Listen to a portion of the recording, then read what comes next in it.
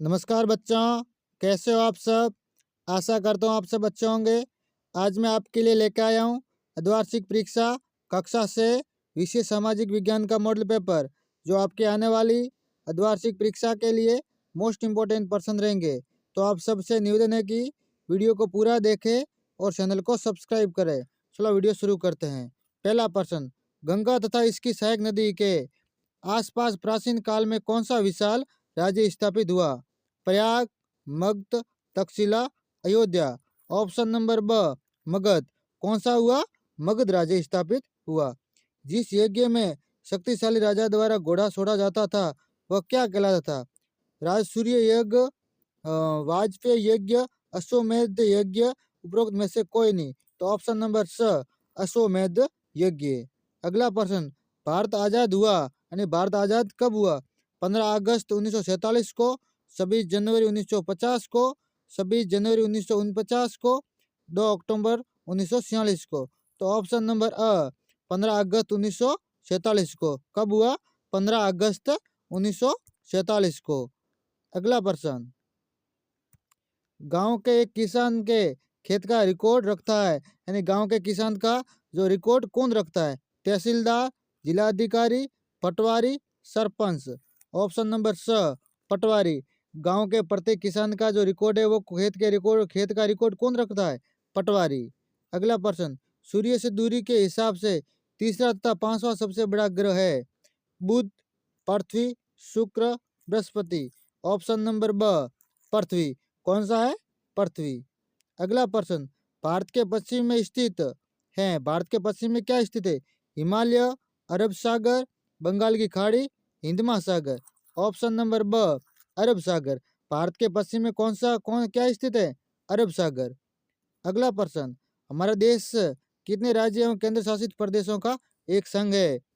तो 28 राज्य एवं 8 केंद्र शासित प्रदेश, 29 राज्य एवं 7 केंद्र शासित प्रदेश, 30 राज्य और 9 केंद्र शासित प्रदेश, 33 राज्य और 7 केंद्र शासित प्रदेश। तो ऑप्शन नंबर अ 28 राज्य और 8 केंद्र शासित प्रदेशों का देश है। हमारे देश के अंदर कितने राज्य? 28 और केंद्र शासित 8।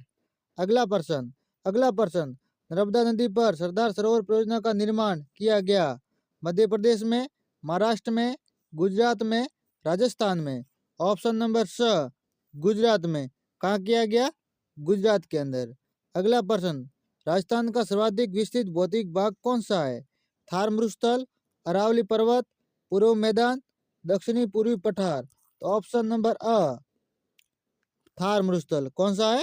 थार मरुस्थल। अगला प्रश्न, भारत की खोज पुस्तक के लेखक है? Mahatma Gandhi, doctor Bhimrao Ambedkar, Rabindranath Tagore, Jawaharlal Nehru. Option number D Pandit Jawaharlal Nehru. रिक्त स्थानों की पूर्ति कीजिए यानी खाली जगह भरनी है। राजस्थान के अफा तंत्र को 3 भागों में बांटा गया है। कितने भागों में? 3। खरीफ की फसल वर्षा ऋतु में प्रारंभ में बोई जाती है यानी खरीफ की फसल कब बोई जाती है? यानी वर्षा ऋतु के प्रारंभ में। अगला प्रश्न, शुक्र को पृथ्वी का जुड़वा ग्रह माना जाता है। क्या माना जाता है? जुड़वा ग्रह। ऋग्वेद की रचना लगभग 3500 वर्ष साल पूर्व हुई है। कब हुई है? 3500 साल पूर्व। पंचायत समिति के ऊपर जिला परिषद होती है। क्या होती है? जिला परिषद। निम्न में से सत्य और असत्य छांटिए। आगे जो प्रश्न दिए उसके अंदर हमें सत्य और असत्य बताना।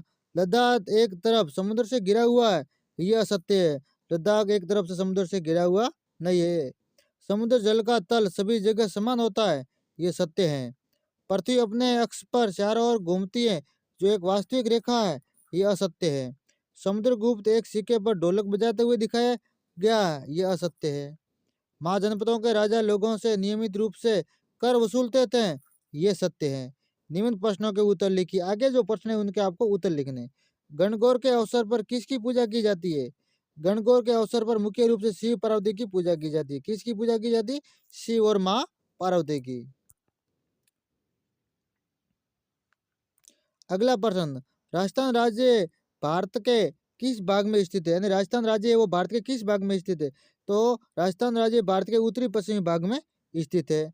खगोलीय पिंड किसे कहते हैं?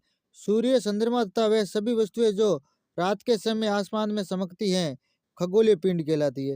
यानी सूर्य, चंद्रमा, तारे वगैरह जो चमकती है वो क्या है? खगोलीय पिंड है। संबल की प्रमुख सहायक नदियां के नाम बताइए। संबल की प्रमुख सहायक नदियां। संबल की प्रमुख सहायक नदियां बनास, बेडस, कोटारी, काली सिंध, पार्वती आदि है। मगध के किन्हीं दो शक्तिशाली शासकों के नाम। बिंबिसार और अज्ञात शत्रु। क्या नाम था? बिंबिसार और अज्ञात शत्रु। भारत में विविधता का एक उदाहरण दीजिए। भारत के लोग देश के विभिन्न क्षेत्रों में रहते हैं और भिन्न भिन्न प्रकार की भाषा बोलते हैं।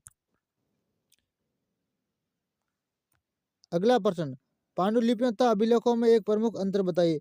पांडुलिपि और अभिलेखों में अंतर। तो पांडुलिपियां प्राय ताड़पत्रों तथा भोजपत्रों पर हाथ से लिखी मिलती है तथा इनके नष्ट होने की संभावना अधिक होती है, जबकि अभिलेख पत्थर अथवा धातु जैसी अपेक्षाकृत कठोर सतहों पर उत्कीर्ण किए गए मिलते हैं। इनके नष्ट होने की संभावना कम होती है।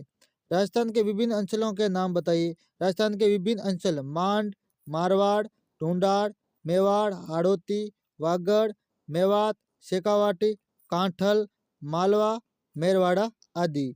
लू किसे कहते हैं? वर्णन कीजिए। लू किसे कहते हैं? लू राजस्थान में ग्रीष्म ऋतु में चलने वाले अत्यंत गर्म धूल भरी हवाओं को लू कहा जाता है। ये कभी कभी इनकी गति 100 किलोमीटर प्रति घंटा से अधिक हो जाती है। अगला प्रश्न, ताम्रपत्र किसे कहते हैं? इनसे क्या जानकारी मिलती है? ताम्रपत्र किसे कहते हैं और इससे क्या जानकारी मिलती है? ताम्रपत्र तांबे के छोटे बड़े पत्रों पर खोदे गए लेखों को ताम्रपत्र कहते हैं और दान पुण्य से संबंधित होने के कारण इन्हें दान पत्र भी कहा जाता है। ताम्रपत्रों से शासक, काल, भाषा, पर्व, धर्म, भूमि, भूमि के प्रकार, नाप तोल, दान के प्रकार आदि का पता चलता है। कलिंग की लड़ाई से युद्ध को लेकर अशोक के विचारों में कैसे परिवर्तन हुआ? सिकंदर के बारे में आप क्या जानते हैं? मगध के उस संबंध के बारे में बताइए। यानी आप सिकंदर के बारे में क्या जानते हो? ग्राम सभा और ग्राम पंचायत के बीच क्या फर्क है? राजस्थान की प्रमुख ऋतुओं का वर्णन कीजिए। राजस्थान के मानचित्र पर निम्न को अंकित करना। ये दिए कि उनको हमें अंकित करना है।